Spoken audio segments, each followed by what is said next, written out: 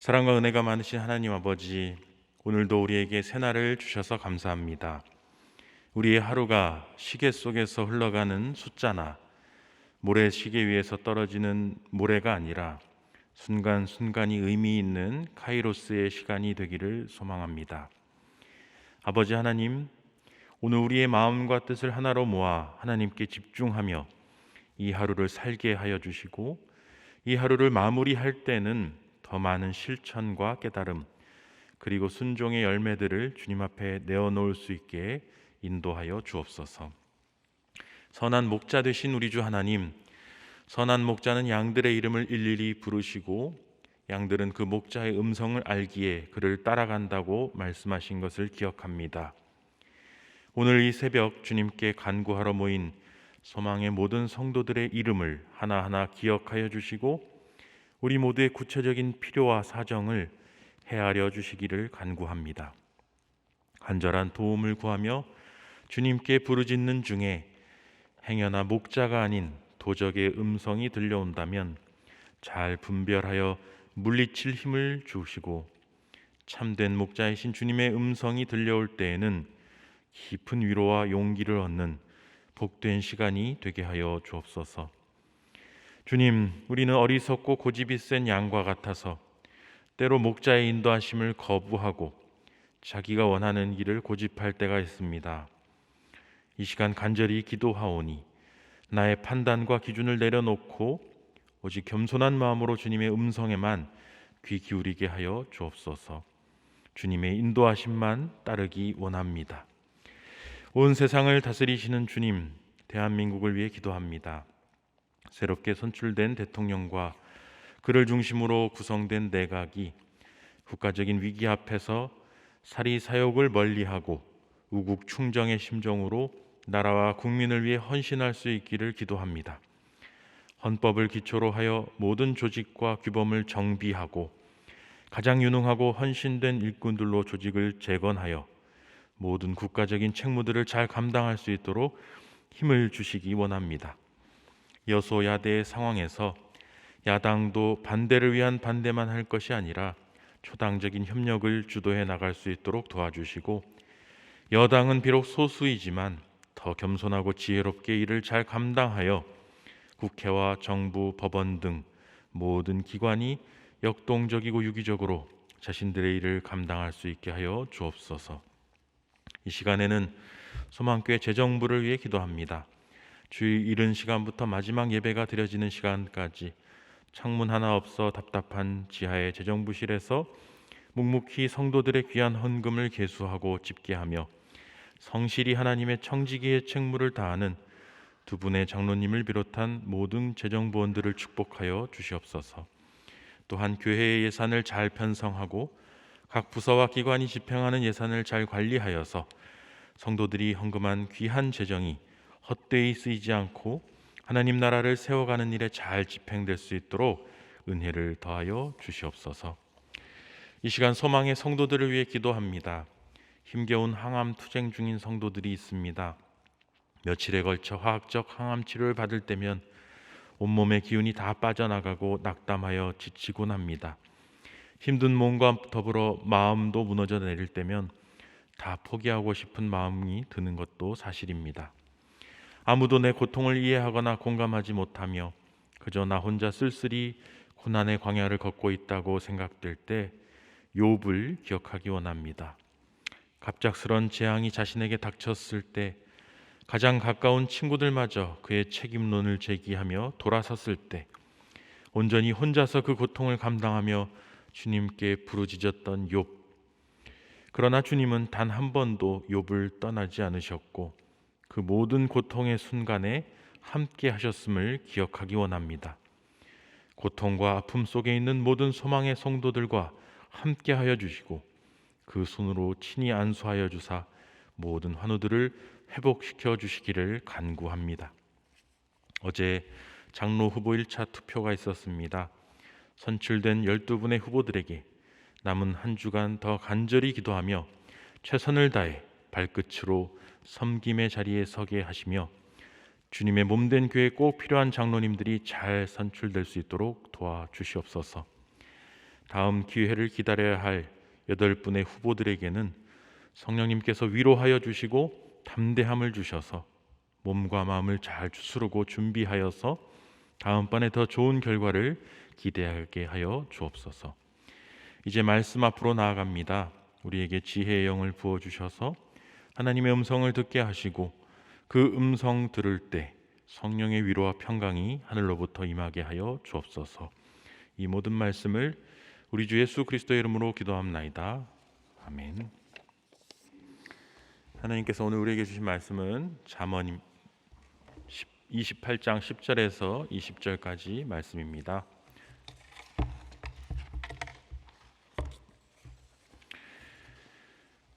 함께 읽겠습니다. 정직한 자를 악한 길로 유인하는 자는 스스로 자기 함정에 빠져도 성실한 자는 복을 받느니라.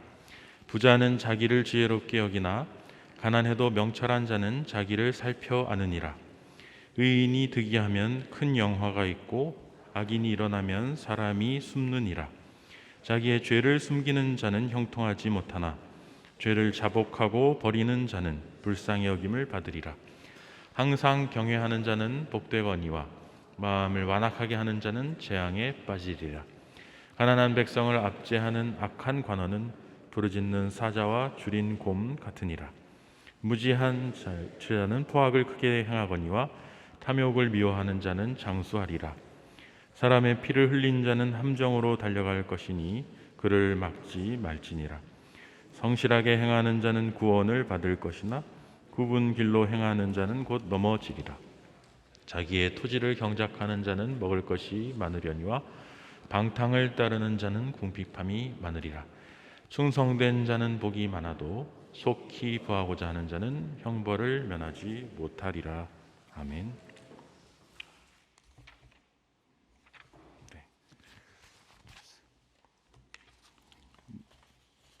오늘 본문 말씀 10절에 보면 성실한 자는 복을 받는다, 이런 내용이 나옵니다.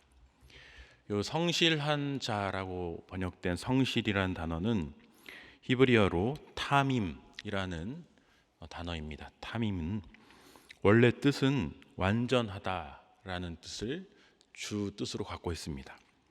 흠이 없다, 온전하다, 건전하다, 정상적이다, 완전하다, 그런 뜻을 갖고 있습니다.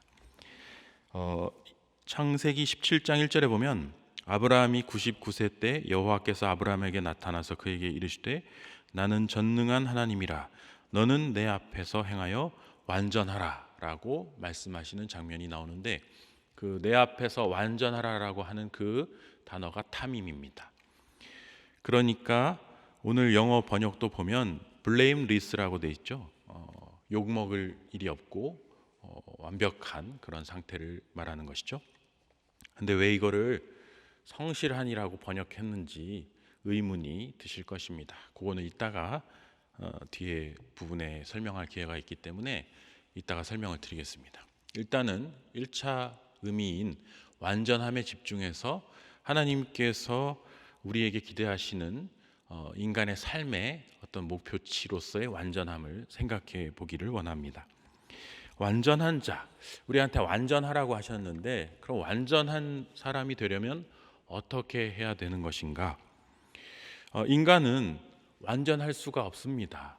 어떻게 해도 늘 부족하고 연약하고 흠이 많고 실수를 할 수밖에 없습니다. 그런데 하나님은 아브라함에게 또 우리에게 완전하라라고 명령하셨습니다.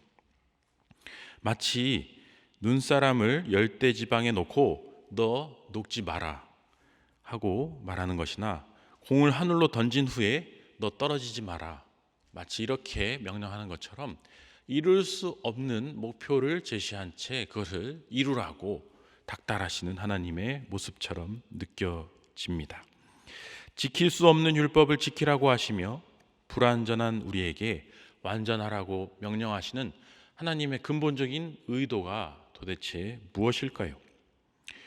그것은 역설적이게도 너의 완전함은 너 스스로 달성할 수 없다라는 사실을 깨닫고 인정해라 라는 말로 우리가 먼저 이해할 필요가 있겠습니다.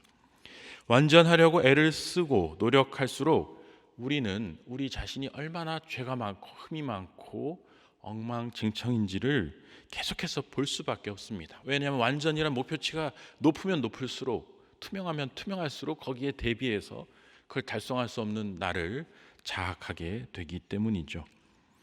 그래서 결국은 인간은 완전함을 달성할 수 있는 외부적인 방법을 찾게 되어 있습니다. 외부적인 도움. 하나님은 우리더러 스스로 완전하라고 하지 않으셨다라는 게 포인트입니다. 너 스스로가 완전하라라고 우리한테 완전함의 책무를 우리한테 홀로 맡기지 않으셨습니다. 다른 도움을 받아서 완전해져도 된다라는 것이 포인트입니다. 그게 바로 구약의 제사라고 할 수 있죠. 제사를 드릴 때 우리는 흠 없는 양이나 소를 제물로 드리죠. 흠 없는 양이나 소라고 할 때 그 흠 없는이 바로 타밈이라는 단어를 번역한 것입니다. 그러니까 그 타밈은 완전함, 흠 없음이라고 했습니다. 나의 불완전함을 대속제물인 완벽한 완전한 양과 소에게 안수함으로 내 죄를 전가시켜서 그 양을 대신 죽임으로 완전함을 달성하는 것이 바로 구약의 제사의 메커니즘이라고 할 수 있죠. 우리가 죄인이니까 흠이 없는 동물의 피를 통해 완전함을 대신 성취합니다. 마찬가지로 신약에서는 불완전한 우리가 대속제물로 십자가에 달려서 돌아가신 예수 그리스도의 흠없으신 완전함, 예수 그리스도의 대속제물로서의 온전함을 대신 취하여 칭의를 얻게 됩니다. 그것이 바로 믿음으로 의롭다함을 얻는 이신칭의의 핵심 원리라고 할 수 있습니다.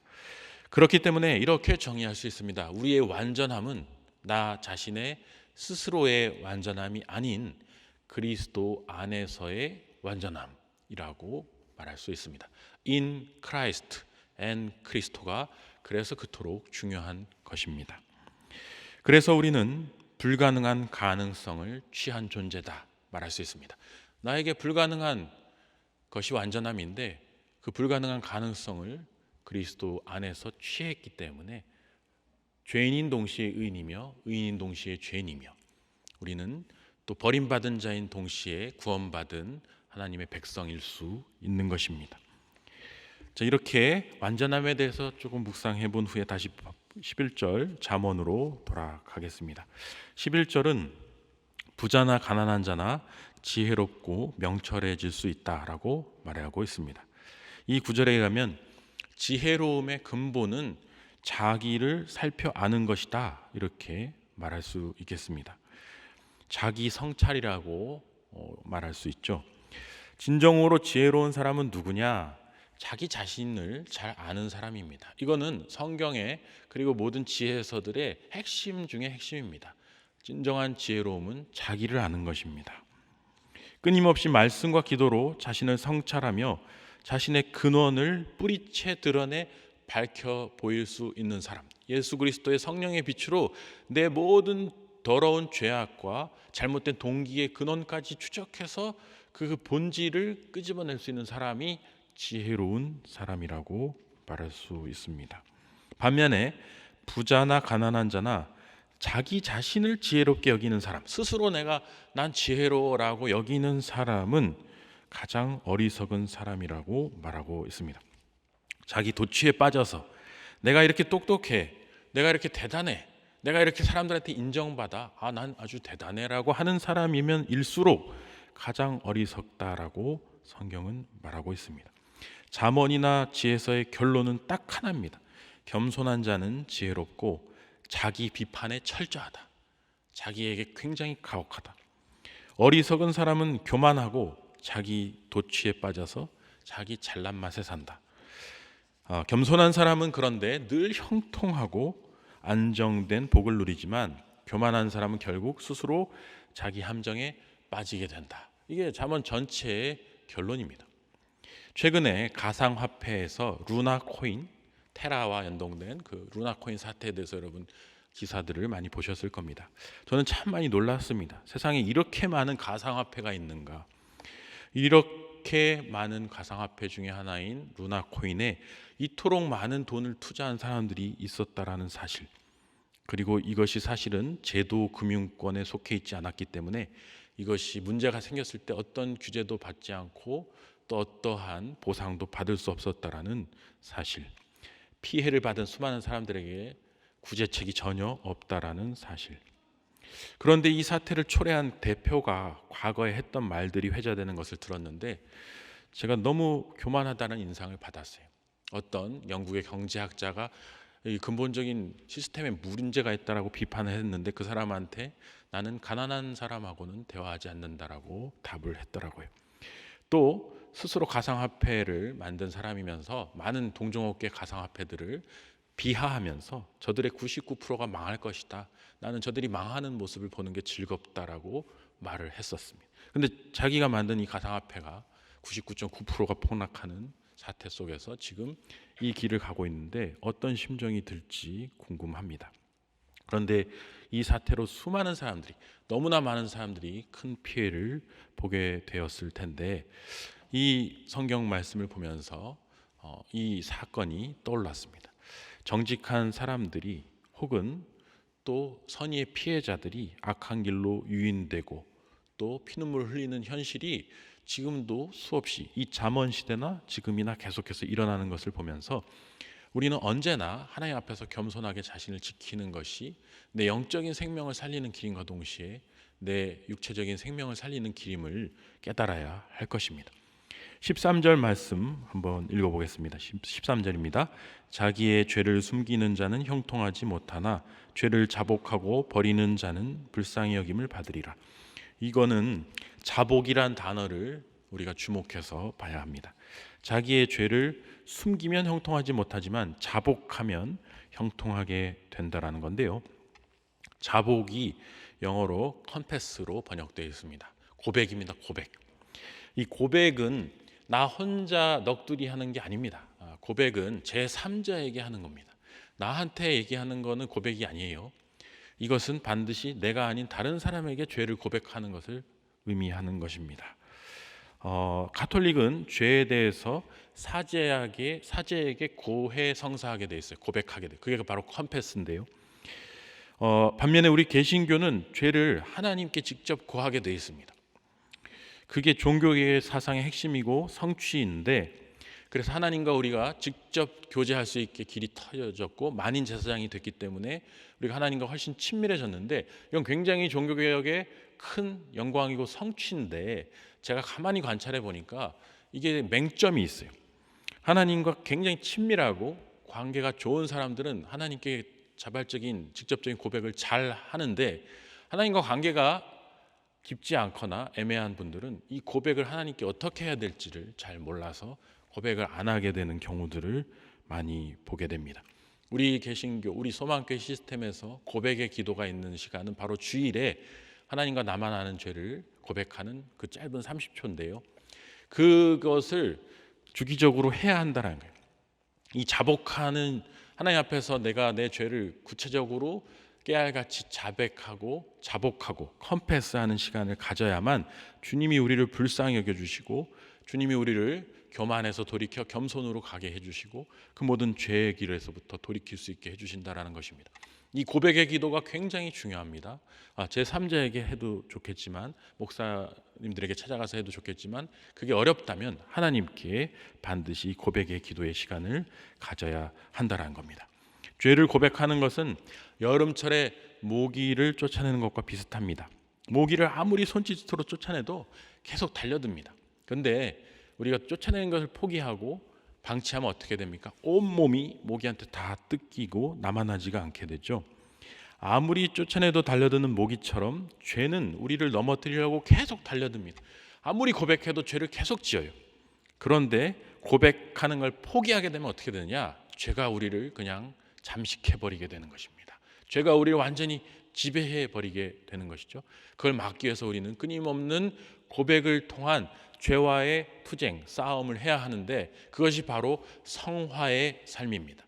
우리는 칭의를 통해서 하나님 앞에서 온전히 구원받은 의인이 되었지만 끊임없는 죄와의 싸움을 통해 완전하라 하신 주님의 명령에 조금이나마 다가가기 위해서 매일매일 분투하는 그러한 그리스도인의 삶을 살아야 한다라는 것입니다. 14절 말씀은 경외하는 자는 복이 있다라고 말합니다. 경외란 무엇입니까? 경외란 예배하고 또 주님을 찬양하는 거라고 정의할 수 있습니다. 하나님을 찬양하는 사람은 당연히 복을 받습니다. 반면에 마음을 완악하게 하는 자, harden his heart, 즉 마음을 딱딱하게 하는 사람은 재앙에 빠진다라고 나와 있습니다. 성경은 늘 이 굳은 거를 싫어합니다. 딱딱해지는 걸 안 좋아해요. 원래 딱딱한 거 말고요. 반석은 원래 딱딱한 거고 반석은 좋은 것입니다. 그런데 부드러워야 할 것이 딱딱해지는 것을 경계합니다. 마음은 원래 부드러워야 합니다. 살아있는 마음, 생명력 있는 마음, 그리고 살아있는 토양은 뭔가 생명의 씨앗을 받아서 생명을 잉태할 수 있는 땅은 부드러워야 합니다. 그런데 땅이 굳어지고 마음이 굳어지고 영혼이 굳어지면 그건 죽어가는 것입니다. 그래서 너희 마음의 밭을 기경하라, 기경하라, 갈아 엎으라, 그리고 계속해서 간척하라, 다시 부드럽게 만들라. 굳어진 모든 틀들을 깨라. 굳어진 율법주의를 깨라. 굳어진 매너리즘을 깨라. 거기에 생명의 말씀이 들어갈 틈을 만들라. 이것이 바로 우리에게 주님이 말씀하시는 것이죠. 그래서 우리는 부드러워지려고 노력해야 됩니다. 생명의 약동이 일어나는 생명체로 살아나야 합니다. 그래서 반드시 열매를 맺어야 합니다. 15절은 가난한 백성을 착취하는 관원은 악독하다라고 합니다. 16절은 무지한 치자는 포악을 크게 행한다고 말합니다. 17절은 사람의 피를 흘린 사람은 함정으로 달려간다라고 합니다. 이것은 아까 제가 말씀드린 예화 기억해 보시면서 생각해 보시면 충분히 이런 일들이 계속 이 시대에 일어나고 있는 것을 우리는 알게 됩니다. 15절 말씀을 우리가 읽어보겠습니다. 18절 말씀을 함께 읽겠습니다. 시작. 성실하게 행하는 자는 구원을 받을 것이나 굽은 길로 행하는 자는 곧 넘어지리라. 여기 성실하게라고 다시 탐임이 나왔습니다. 앞에 10절에 성실한 자는 복을 받는다라는 것이 탐임을 완전함을 성실로 번역했고 여기도 지금 완전함을 성실로 번역했습니다. 19절까지 읽어볼까요? 자기의 토지를 경작하는 자는 먹을 것이 많으려니와 방탕을 따르는 자는 궁핍함이 많으리라. 여기 성실을 어떻게 말씀드리고 싶냐면 성실을 요 19절에 자기의 토지를 경작하는 것과 연결을 시켜주시면 좋겠어요. 성실이 무엇이냐? 그것은 토지를 경작하는 것이다. 완전함이 무엇이냐? 그것은 토지를 경작하는 것이다. 그걸 이제 설명을 드리겠습니다. 자, 성실히 행하는 자가 구원을 얻는다. 성실의 의미를 실생활 속에서 구체적으로 알려주고 있어요. 농부의 삶을 사는 것입니다. 농부는 성실하죠. 자연의 순리에 따라서 아침부터 저녁까지 주어진 일을 감당합니다. 비가 오나 눈이 오나 해가 뜨나 평일이나 휴일이나 농부는 자연의 시간표를 따라 움직이며 농작물을 돌보고 경작합니다. 창세기에 보면 인간을 지으신 하나님께서 에덴 동산에 명령을 주실 때 경작하여 지키고 다스리라고 하시거든요. 결국 이 경작한다는 것은 태초에 인간에게 주어진 하나님의 문화 명령의 핵심입니다. 이걸 농부로 빗대서 표현했기 때문에 농업으로 지금 그려진 것이지만 이것이 금융이 될 수도 있는 것이고 이것이 문학 예술이 될 수도 있는 것이고 법관이 될 수도 있는 것이고 또 상업이 될 수도 있어요. 모든 직업에서 나에게 주어진 천직, 그것을 루터가 말한 천직이죠.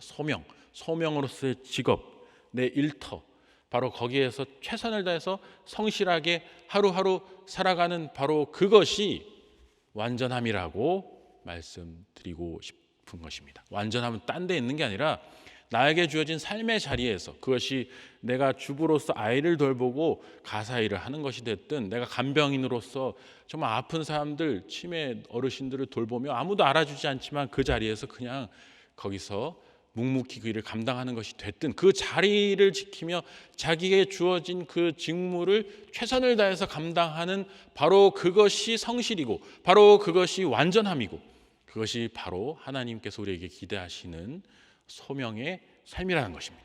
선교사님들만 소명을 받아서 살아가는 것이 아닙니다. 목사들만 소명이 그게 아닙니다. 여러분이 바로 삶의 현장에서 살아가는, 바로 이 세상 속에서 살아가는 여러분이 진정한 소명자이며 진정한 온전한 선교사이며 진정한 하나님 앞에 부르심을 받은 거룩한 산 제물이며 제사장이라는 사실을 말씀드리고자 하는 것이죠. 반대로 성실하게 그렇게 살면 자연은 풍성한 열매로 보답하고 그는 먹을 것이 많아지는 것처럼 하나님은 성실한 자를 형통케 하시고 풍요롭게 하시고 모든 쓸 것을 채워주신다는 겁니다. 하지만 불성실한 자, 방탕을 따르는 자는 궁핍함이 많을 것인데, 이건 마치 개미와 배짱 이야기를 연상시킵니다. 마찬가지로 이것이 무엇을 의미하는지는 여러분이 잘 아실 것입니다. 성실한 하루하루의 삶이 쌓여서 우리의 완성을 이룬다, 우리의 완전함을 이룬다라고 말을 우리가 이해하시면 좋겠습니다. 마지막으로 20절 말씀 읽겠습니다. 시작. 충성된 자는 복이 많아도 속히 부하고자 하는 자는 형벌을 면하지 못하리라.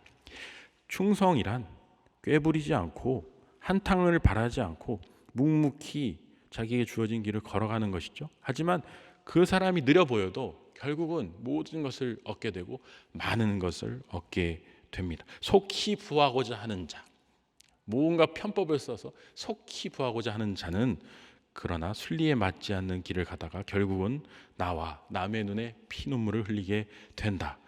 하나님의 길이 아닌 편법의 길을 쫓지 말고 그리스도가 안에서 완전한 삶을 하루하루 살아가는 오늘 하루, 그리고 우리의 삶이 되기를 주님의 이름으로 축복합니다. 이렇게 기도하겠습니다. 하늘에 계신 우리 아버지, 아버지의 이름을 거룩하게 하시며 아버지의 나라가 오게 하시며 아버지의 뜻이 하늘에서와 같이 땅에도 이루어지게 하소서. 오늘 우리에게 일용할 양식을 주시고 우리가 우리에게 잘못한 사람을 용서하여 준 것 같이 우리 죄를 용서하여 주시고 우리를 시험에 빠지지 않게 하시고 악에서 구하소서. 나라와 권능과 영광이 영원히 아버지의 것입니다. 아멘.